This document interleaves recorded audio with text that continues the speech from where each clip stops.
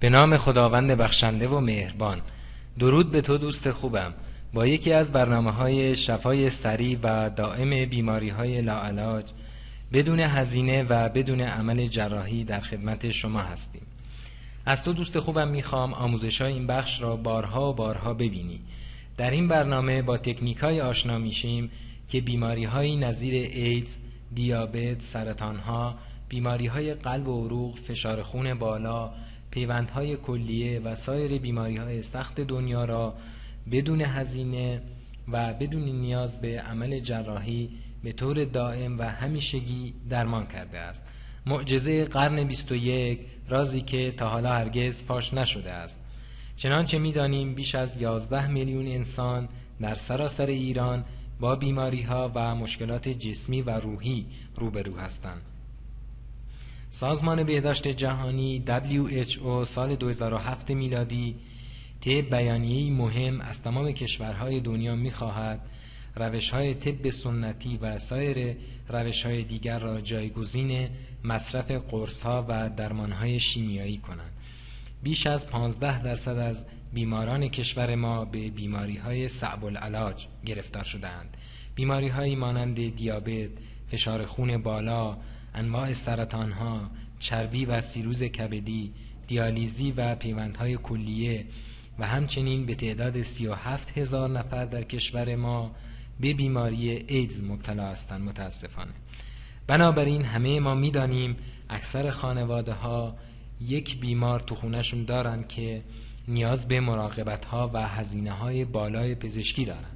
خصوصا در افراد مسن این امر بیشتر صدق می‌کنه. لذا شفای بیماری‌های صعب العلاج و داشتن خانواده‌ای سالم و بدون بیمار آرزوی همه ماست واقعا.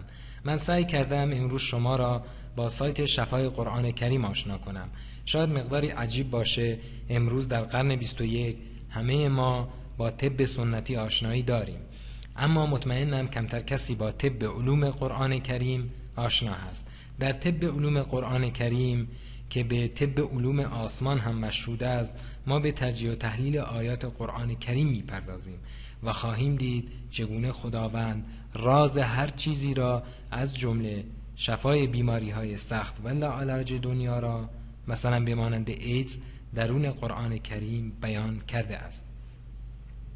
حدود 8 سال پیش که تازه با مباحث طب علوم قرآنی آشنا می شدم، یه روز عصر یک مرد سیاه‌پوست قد بلندی پیش استاد ما آمد و به ایشان گفت بنده مریض هستم و پیش شما آمدم.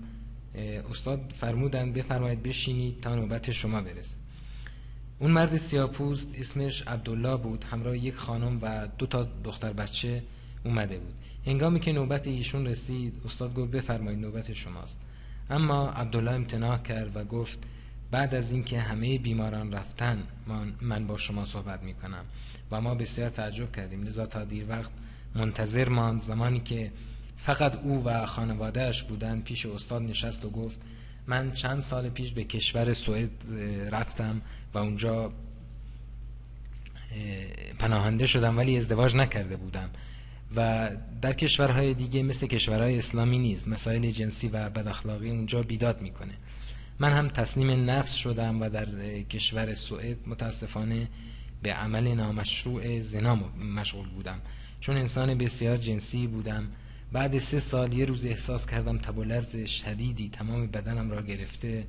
لذا به پزشک مراجعه کردم و اونا گفتن وضع جسمی شما اصلا خوب نیست، باید بستری شوید تا بدانیم مشکل بیماری شما چیست.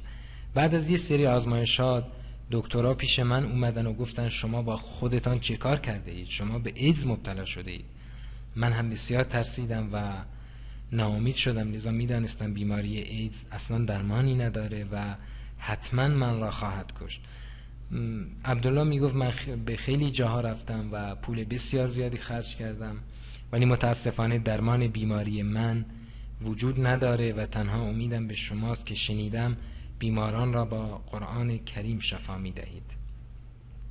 استاد در مورد آن زن و 2 دختر بچه سوال کرد. عبدالله گفت این زن و بچه های من هستند و آنها هم از طریق عبدالله متاسفانه به ایدز مبتلا شده بودند.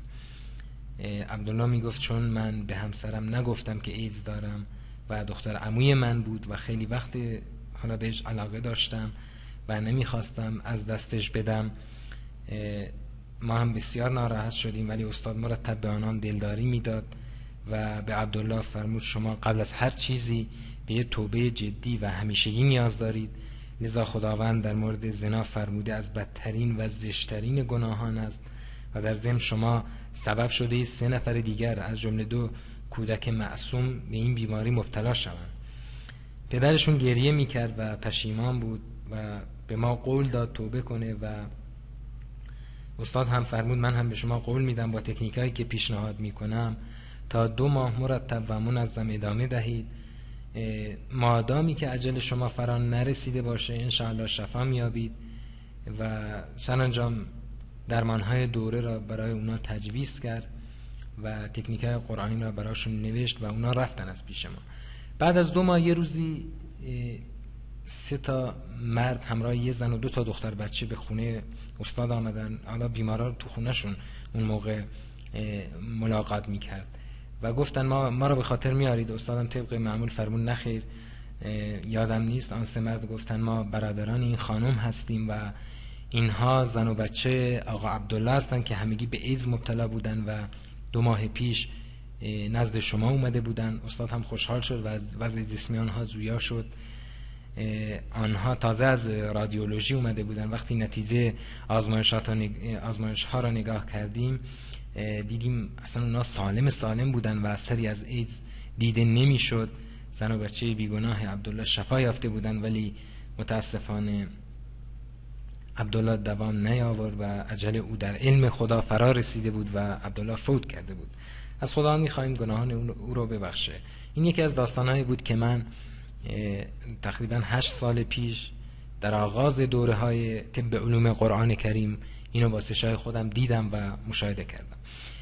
یه داستان دیگه هم بود که به سال 2007 میلادی برمیگرده. یه روزی چند تا مرد به خونه استاد آمدن و گفتن یکی از مردان ثروتمند آمریکایی را پیش شما آورده ایم که به سرطان کبد دچار شده بود. 15 متخصص امریکایی به ایشون گفته بودن که شما فقط 5 روز دیگه زنده هستید.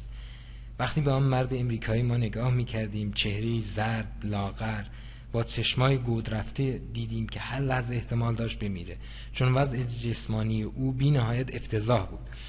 وقتی به تازه ترین آزمایشات نگاه کردیم دیدیم تمام جگر او تکه تکه شده بود و سرطان به تمام قسمت‌های کبد نفوذ کرده بود. استاد هم بلا فاصله وقتی اینو دید به ایشون گفت روی زمین دراز بکشید و چند آیه از قرآن کریم را که مخصوص آیات شفا هستن روی یک لیوان آب تلاوت کرد و به ایشون گفت این لیوان آب رو بخورید. سپس درمان طب قرآنی را برای ایشون نوشت و گفت بعد از 2 ماه به رادیولوژی برید و اگه خوب نشدید دوباره به من سر بزنید، چون وضع کبد شما اصلا خوب نیست و وخیم است.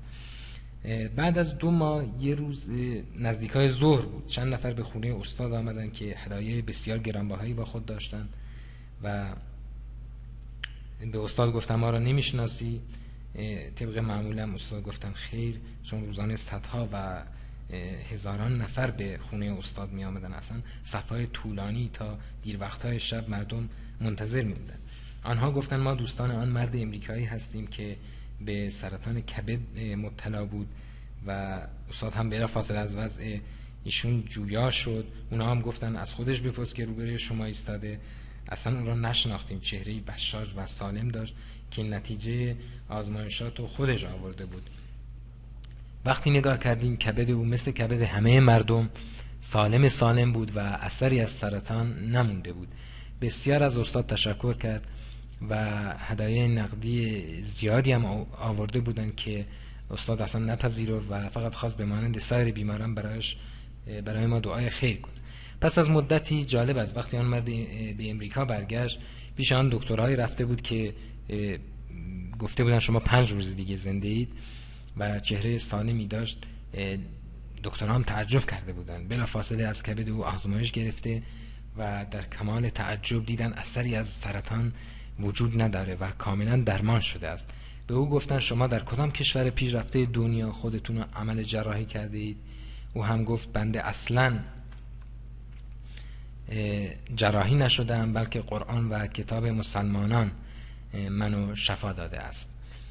دکترها که باورشون نمیشد بلافاصله شماره استاد و از اون مرد گرفته بودن. ضمن تقدیر و تشکر بسیار زیادی گفتن ما خوشحال و مفتخریم که شهروند امریکایی ما به وسیله شما درمان شده.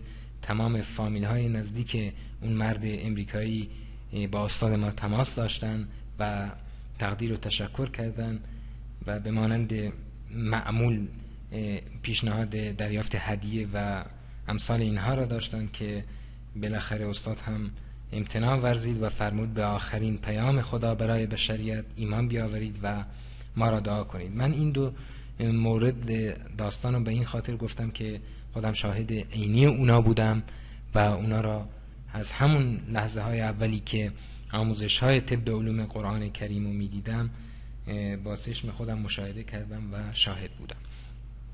لذا تنها یک دلیل باقی میماند که ما باور کنیم که شفای تمام بیماری های سخت به مانند ایدز، سرطان، دیابت یا سایر بیماری های دیگه به وسیله قرآن امکان پذیر است و لزومی نداره شما هزینه های زیادی صرف کنید، لزومی نداره خودتون رو به تیغ جراحان بسپارید و تنها یک دلیل باقی میمانه که ما اینو قلباً باور کنیم و بهش ایمان بیاریم که به صورت علمی و 100% علمی اثبات کنیم که قرآن نازل شده از جانب خداست. اون موقع که ثابت کردیم قرآن کتاب خداست باید به اون ایمان بیاوریم، چون خداوند در قرآن به مسئله شفا برای بیماری ها پرداخته است و قرآن را شفا نامیده است. همه ما میدانیم با گذشت زمان علوم دنیا کهنه میشه و انسان‌ها یا مؤلفان در طول فقط چند سال اولیه دوباره کتاب‌هایی که نوشتن و خودشون اصلاح میکنن و در ویرایش جدیدی اونا را چاپ میکنن. اما قرآن کریم از خصوصیات معجزه‌آسای آن این است که برعکس تمام علوم دنیا با گذشت زمان تازگی و تراوت آن پدیدار میشه. با توجه به اینکه قرآن در قرن هفتم میلادی و قریب 1500 سال پیش نازل شده، امروزه شاهد آن هستیم از علوم روز دنیا در قرن 21 سخن میگه. علومی که متخصصان و دانشمندان زیادی پس از تحقیقات گسترده و هزینه‌های بسیار بالا اونو اثبات میکنن. به عنوان مثال مرکز تحقیقات هسته‌ای اروپا که در مرز سوئیس و فرانسه قرار گرفته بیش از 80 کشور دنیا از جمله ایران در اونجا همکاری میکنن و بیش از 100 میلیارد دلار هزینه برای راه‌اندازی این مرکز تخصیص داده شده که چندین سال پیش بیانیه‌ای مبنی بر تولد کائنات و انفجار بزرگ ارائه کرد که تمام متن بیانیه این مرکز صراحتاً در قرآن کریم بیان شده است و تنها دلیل آن این است که قرآن باید از جانب خداوند بزرگ نازل شده باشه، چون غیر ممکن است کتابی 1500 سال پیش بیاد در مورد چنین علوم بی‌نظیر پرهزینه و بسیار علمی در قرن 21 سخن بگوید. خب در اینجا متن بیانیه مرکز تحقیقات هسته‌ای اروپا را با هم ملاحظه می‌کنیم و خواهیم دید که قرآن کریم در مورد این علوم چگونه صحبت کرده است. اینو ما اثبات حقانیت قرآن از جانب خداوند نامیده ایم. بیانیه مرکز تحقیقات هسته‌ای اروپا و مقایسه آن با آیات قرآن کریم که در چند بند خلاصه شده. حالا من خلاصش رو آوردم اینجا. اولین بند آن میگه کائنات در 13.7 میلیارد سال پیش تنها یک نقطه واحد بود که با چشم قابل دیدن نبود و با منفجر شدن آن این نقطه هستی کلان شکل گرفته. خداوند هم در مورد تولد کائنات و خلقت آفرینش از عدم و از نقطه‌ای که با چشم انسان قابل دیدن نبوده می‌فرماید در آیه 30 سوره انبیا اولم یر الذین کفروا ان السماوات والارض کانتا رتقا ففتقناهما. خداوند می‌فرماید آیا کسانی که کفر ورزیدن ندانستند یا ندیدن، یره به معنای دیدنه، که آسمان‌ها و زمین هر دو به هم پیوسته بودند و ما آن دو را از هم جدا ساختیم. این بند اوله که در مورد خلقت کائنات از عدم و از نیستی سخن میگویه. بند دوم بیانیه مرکز تحقیقات هسته‌ای در اروپا اینو میگه که بعد از انفجار مدت زیادی به دلیل چگالی بالای ذرات عالم ماده توانایی شکل گرفتن نداشته و به صورت دود معلق بوده که پس از سرد شدن حالا آسمان ها و زمین اومدن و شکل گرفتن.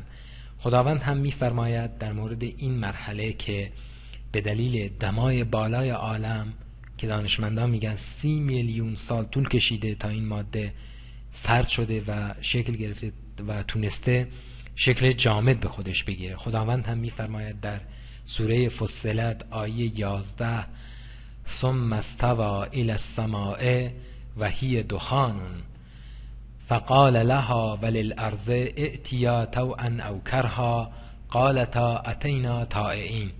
خداوند میفرماید سپس آهنگ آفرینش آسمان کرد و آنها به صورت دود بودند. سپس به آنها، به آسمانها و به زمین فرمود خواه یا ناخواه باید شما بیایید. آن دو هم گفتند ما فرمان پذیریم و از روی اطاعت میاییم نه از روی اجبار. اینو در خداوند در سوره فصلت بیان کرده. متن سوم بیانیه مرکز تحقیقات هسته‌ای اروپا در مورد تدریجی بودن عالم سخن میگویه. میگه کائنات طی چندین مرحله خلق شد. به عنوان مثال عمر کائنات، کل کائنات 13.7 میلیارد سال است، اما عمر منظومه شمسی ما حدوداً 5 میلیارد سال پیش است. یعنی خلقت تدریجی بوده. خداوند هم به این موضوع پرداخته و سخن گفته. در آیه 4 سوره حدید خداوند فرموده است هو الذی خلق السماوات والارض فی 6 ایام. او کسی است، خداوند ذاتی است که آسمان ها و زمین را در 6 روز یا 6 مرحله و دوره آفریده است. لذا خلقت تدریجی بوده. به همین دلیل شورای تفسیر قاهره چندین سال پیش تدریجی بودن عالم را از این آیه پذیرفت. در مرحله چهارم مرکز تحقیقات هسته‌ای اروپا در مورد گسترش آسمان ها و هستی سخن میگویه. کائنات از لحظه خلقت تا به امروز در قالب خوشه های کهکشانی از هم فاصله میگیرن و این فاصله به وسعت آسمان ها منجر میشه. پس هستی پیوسته در حال گسترشه. خداوند هم در سوره زاریات آیه 47 به موضوع گسترش هستی پرداخته و میفرماید و السماء بنیناها بأید و انا لموسعون. ما آسمان را با قدرت برافراشتیم و بیگمان ما آسمان را وسعت میدهیم. در مرحله پنجم متن بیانیه تحقیقات هسته‌ای اروپا میگه قدرت انفجار اولیه کائنات سبب شده آسمان ها از هم فاصله بگیرن، ولی زمانی خواهد رسید قدرت جاذبه بین سیارات بیشتر از قدرت انفجار اولیه خواهد شد و دوباره کائنات منقبض شده و به شکل اول خودش برمیگرده. یعنی به همون نقطه واحدی که با چشم قابل دیدن نبوده. خداوند هم در سوره انبیا به این موضوع پرداخته و می‌فرماید یوم نطوی السماء کطی السجل للکتب کما بدأنا اول خلق نعید وعدا علینا انا کنا فاعلین. روزی که آسمان ها را همچون پیچیدن صفحه نامه ها در هم میپیچیم، همان گونه که بار نخست آفرینش را آغاز کردیم دوباره آن را باز میگردانیم. خدا میفرماید وعدی است بر عهده ما که ما انجام دهنده آن هستیم. پس برای ما مشخص و ثابت شد و جای هیچ گونه سوال، تردید و شکی باقی نمونده که قرآن کریم با علم خدا نازل شده است و 100% گره‌گشای مشکلات انسان از جمله بیماری‌های سخت و لاعلاج او خواهد بود که بحث امروز ماست. بنابراین ما با همدیگه به سراغ تجزیه و تحلیل آیات قرآن کریم می رویم و شفای تمام بیماری‌های سخت و پرهزینه دنیا را تنها با چند تکنیک ساده بیان می کنیم. یکی از خصوصیات قرآن کریم این است که خداوند اونو کریم نامیده. کریم یکی از صفات خداوند متعال هم می باشد.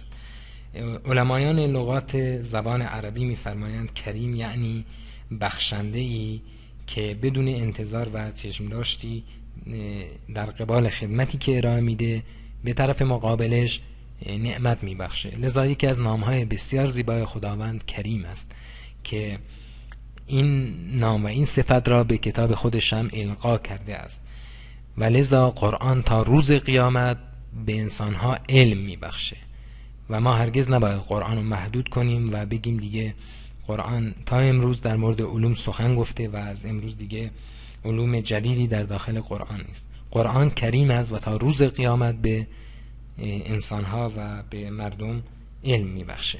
لذا به تجزیه و تحلیل آیات شفا بخش قرآن کریم میریم که ببینیم قرآن چگونه شفا میده که بحث امروز ما در مورد شفای بیماری های لاعلاج است. آیه های زیادی در قرآن وجود داره که ما چند تا از این آیه ها را اینجا بیان میکنیم.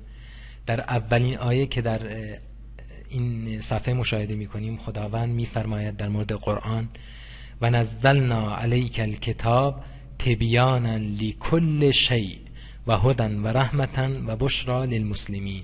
خداوند میفرماید و ما کتابی را نازل کردیم که روشن کننده هر چیزی است. خداوند قرآن رو اینجا تبیانا لکل شیء نامیده، یعنی هر چیزی، هر مشکلی، هر مسئله، هر چیزی که انسان بخواد در قرآن قابل تبیینه، از جمله بیماری ها. لذا خداوند قرآن رو تبیانا لکل شیء نامیده و در ادامه هم اونو هدایت و رحمت برای مسلمانان معرفی کرده است. در آیه بعدی میبینیم که خداوند صراحتاً و دیگه بدون نیاز به هیچ گونه تفسیر، تجزیه و تحلیل و در نهایت سادگی خداوند میفرماید قرآن شفا دهنده است و شفا میدهد. میفرماید و ننزل من القرآن ما هو شفاء و رحمه. میفرماید از داخل قرآن چیزهایی نازل کردیم که شفا و رحمت برای مسلمانان است. خداوند قرآن رو در اینجا صراحتاً در آیه 82 سوره اسراء شفا نامیده است. پس قرآن از جانب خداوند و از دید علوم طب قرآن کریم شفا بخش و شفا دهنده است. خداوند از بالای 7 آسمون قرآن رو شفا دهنده می نامه. در آیه دیگه که مربوط به عسل است خداوند باز هم در مورد شفا سخن گفته. میفرماید در آیه 69 سوره نحل و اوحی ربک الی النحل ان اتخذ من الجبال بیوتا و من الشجر و مما یعرشون ثم کلی من کل الثمرات فاسلکی سبل ربک ذللا یخرج من بطونها شراب مختلف الوانه فیه شفاء للناس ان فی ذلک لآیة لقوم یتفکرون. خداوند میفرماید و به زنبور عسل وحی کردیم که از کوهها و از درختان بلند بالا بره، اونجا واسه خودش لونه بسازه و از تمام گلها تغذیه کنه. سرانجام میفرماید مایه ای از درون شکم این زنبور عسل خارج میشه که خداوند میفرماید فیه شفاء للناس، شفا برای مردم است. حتی اینجا نمیفرماید برای مسلمانان است، میفرماید برای انسانها شفا درون قرآن است. و در ادامه هم میفرماید اینها برای قومی بیان میشه، داستان زنبور عسل و تولید عسل اون برای قومی بیان میشه که صاحب فکر هستن و فکر خودشون رو به کار میگیرن. در ادامه هم در حدیث صحیح از پیامبر اسلام صلی الله علیه و آله و سلم اومده که پیامبر اسلام میفرماید علیکم بالشفاءین العسل و القرآن، شما را به 2 موردی که شفا میدهند سفارش میکنم، یکیشون عسل هست و دیگریشون قرآن. در آیه 44 سوره فصلت باز هم میبینیم خداوند قرآن را دوباره شفا مینامد. میفرماید قل هو للذین آمنوا هدی و شفا، بگو برای کسانی که ایمان آوردن قرآن هدایت و شفا است. لذا ما نیاز داریم که امروزه در قرن 21 بیاییم و با استفاده از دستگاه‌های علمی بی‌نظیری که امروزه در قرن 21 در مورد علوم مختلفی سخن میگویه به بررسی و تجزیه و تحلیل آیات قرآن بپردازیم. لذا تا زمانی که انسان علم خودش رو زیادتر کنه و بیشتر از آیات قرآن متوجه بشه، بسیاری از علومی را از داخل قرآن استخراج میکنه که چه بسا هنوز در دنیا به اثبات اون نپرداختن و هنوز کشف نشده است. چون خداوند میفرماید و یر الذین اوتوا العلم الذی انزل الیک من ربک هو الحق و یهدی الی صراط العزیز الحمید. و میبینی کسانی که صاحب علم هستند بسیار سریع میفهمند که این کتاب نازل شده از جانب خداست و به راه آن عزیز ستود صفات راهبری میکنه. در سوره نحل هم خداوند به پیامبر اسلام میفرماید شما قرآن را از ذاتی میآموزی که بسیار بسیار حکیم و بسیار بسیار علیم است و انک لتلقی القرآن من لدن حکیم علیم. خداوند در اینجا میفرماید به پیامبر شما قرآن رو از خداوندی میآموزی که علمش بی نهایت است و حکمت و درایت بی نظیری داره. در اینجا ما در آخر از همه دوستانی که وقت گذاشتن و معرفی سایت شفای قرآن رو نگاه کردن صمیمانه سپاسگزارم و از خداوند بزرگ میخوام همه امت اسلام را موفق گرداند و لذا درخواست من این از بیاییم همه ما مسئولیت خودمون رو در قبال قرآن کریم ادا کنیم و سایت شفای قرآن و محصولات بی‌نظیری که درون این سایت گذاشته شده و توسط متخصصین، مؤلفین و مترجمین این حوزه گردآوری و تألیف شده است بیاییم بهره لازم رو ببریم و به همه مردم دنیا معرفی کنیم، چون خانواده‌های بسیار زیادی از ناراحتی‌ها و هزینه‌های زیاد و حتی مرگ عزیزانشون رنج میبرن. امروزه در دنیا 38 میلیون انسان تنها به بیماری کشنده ایدز مبتلا هستند. تعداد 24 میلیون بیمار سرطانی داریم که گفته سازمان بهداشت جهانی این رقم در حال 6 برابر شدنه و آمار مبتلا به سرطان در ایران 400,000 نفر است که موج جدیدی از این سرطان ها به گفته سازمان نظام پزشکی در حال رخ دادن در کشور ما و چه بسا این 400,000 نفر به 2 میلیون انسان برسه که واقعا فاجعه است. و لذا وظیفه انسانی و دینی ما حکم میکنه بیاییم و خدمت واقعا بزرگی را به این همه مردم در سراسر دنیا انجام بدیم و اونها را بدون هیچ هزینه‌ای، واقعا بدون هیچ هزینه‌ای، بدون عمل جراحی و بدون مصرف قرص و درمانهای شیمیایی شفای کامل قطعی و همیشگی دهیم به امید خداوند. شفای بیماری ها در دست خداست، در کتاب خداست، ولی ما علومش رو میدونیم، علومش رو استخراج کردیم و به اطلاع دوستان عزیز میرسونیم و چه خوب از ما بتوانیم انسانی را از مرگ و ناامیدی واقعا نجات بدیم.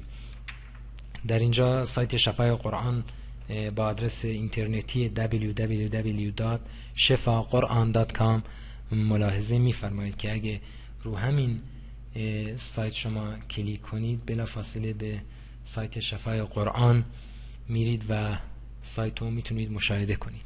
در این سایت ما سعی کردیم محصولاتی رایگان، مقاله هایی جالب برای دوستان عزیز اینجا بذاریم که میتونن استفاده کنن از دانلودهای رایگانی که البته انشاءالله به زودی محصولات بسیار زیادی به این دانلودها اضافه خواهد شد و همچنین سایر محصولات دیگه که در مورد انواع اقسام بیماری هاست و دوستان عزیز میتونن با ورود به این سایت از محصولات ناب و شفابخش طب علوم قرآن کریم بهره ببرن. تعداد زیادی از بیماران به امید خداوند تونستن با طب علوم قرآن کریم شفای قطعی و همیشگی بیابند. 50 نفر بیمار ایدز به ما مراجعه کردند که 37 نفر از اونا در کمال سلامتی و شادابی هستند. چندین سال اصلا اثری از ایدز باقی نمونده. بیش از 3000 بیمار دیابت، بیش از 5000 انواع سرطان ها، 25000 بیمار فشار خون و انواع اقسام قلب، بیماری های قلب و عروقی، بیماری های سیروس چربی و سرطان کبدی اینا بوده. بیماری های عقیم و نازایی 1250 نفر شفا شدن و با کمک قرآن کریم صاحب فرزند شدن. در کل 2 میلیون انسان به ما مراجعه کردن که خوشبختانه 1,800,000 نفر تونستن از این سیستم رایگان بدون هزینه و بدون هیچ گونه دردسر و زحمتی نتیجه بگیرن و به کمک خداوند شفا یافتن. از همه دوستان عزیز بی‌نهایت سپاسگزارم و خوشحال میشیم شما عزیزانو در سایت شفای قرآن ببینیم و به تک تک سوالات، ایمیل ها و درخواست های شما از طریق پشتیبانی ما رسیدگی خواهد شد. شما را به خداوند بزرگ میسپارم. شاد و موفق و مؤید باشید. خدا نگهدار.